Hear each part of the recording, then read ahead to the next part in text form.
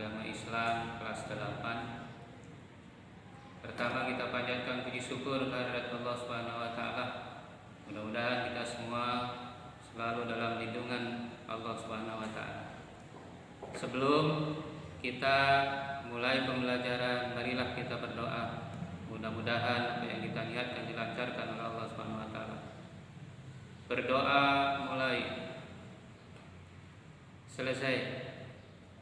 Anak-anakku sekalian, mari kita simak tentang pembelajaran yang berjudul beriman kepada kitab-kitab Allah Subhanahu wa taala.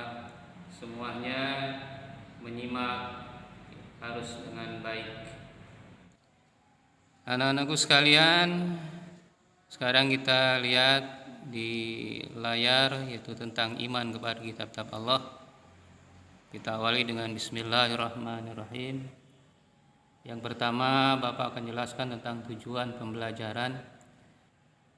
Peserta didik mampu menunjukkan perilaku disiplin, menjelaskan pengertian iman kepada kitab-kitab Allah, mengidentifikasi dalil nakli tentang iman kepada kitab Allah, menyebutkan nama-nama kitab Allah dan para rasulnya, menguraikan isi pokok Al-Quran, dan menjelaskan hikmah beriman kepada kitab Allah. Meyakini kitab-kitab Allah Subhanahu wa taala yang terdiri dari 4 kitab, yaitu kitab Taurat, kitab Zabur, kitab Injil, dan kitab Al-Quran. Kitab Taurat, kitab Zabur, dan Injil itu diketahui sejarahnya dan diyakini keberadaannya. Kitab Al-Quran diketahui sejarahnya, diyakini keberadaannya, dibaca, dipahami, dan dipedomani isinya. Pertama, pengertian iman kepada kitab-kitab Allah, yaitu kita harus meyakini dan mempercayai dengan sepenuh hati bahwa Allah Subhanahu wa taala telah menurunkan kitab-kitabnya kepada para rasulnya, yaitu sesuai dengan firman Allah dalam Al-Quran surat Ali Imran ayat 1 sampai dengan 4. Oleh karena itu kalian di rumah masing-masing buka Al-Quran tentang surat Ali Imran ayat 1 sampai 4. Yang kedua, nama kitab Allah beserta rasulnya. Yang pertama adalah kitab Zabur, diturunkan kepada Nabi Daud alaihissalam. Kitab Taurat diturunkan kepada Nabi Musa alaihissalam.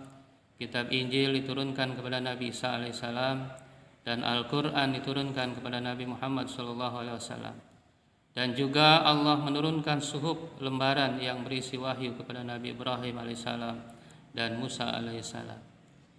Kemudian isi pokok ajaran yang terkandung dalam Al-Quran, yang pertama adalah akidah atau keyakinan, yang kedua adalah akhlak atau budi pekerti, yang ketiga ibadah atau tata cara beribadah, yang keempat muamalah, tata cara berhubungan kepada sama manusia, dan yang kelima adalah tarikh atau sejarah.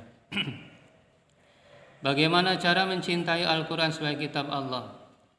Yang pertama adalah dengan cara berusaha menghormati, memuliakan, dan menjunjung tinggi Al-Quran.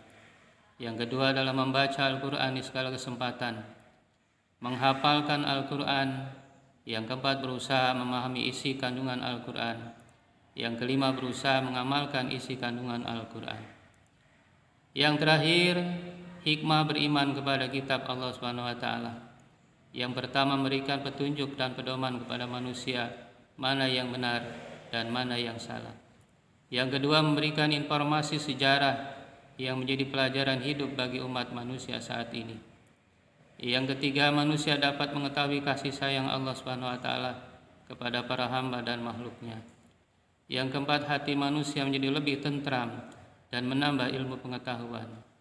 Yang kelima, memiliki sikap toleransi yang tinggi karena kitab-kitab Allah Subhanahu wa taala memberikan penjelasan tentang penanaman sikap toleransi, saling menghormati dan menghargai orang lain, bahkan pemeluk agama lain. Demikianlah pembahasan kita kali ini, mudah-mudahan ada manfaatnya. Untuk tugas mandiri, insya Allah nanti akan Bapak sampaikan melalui Google Classroom. Wassalamualaikum warahmatullahi wabarakatuh.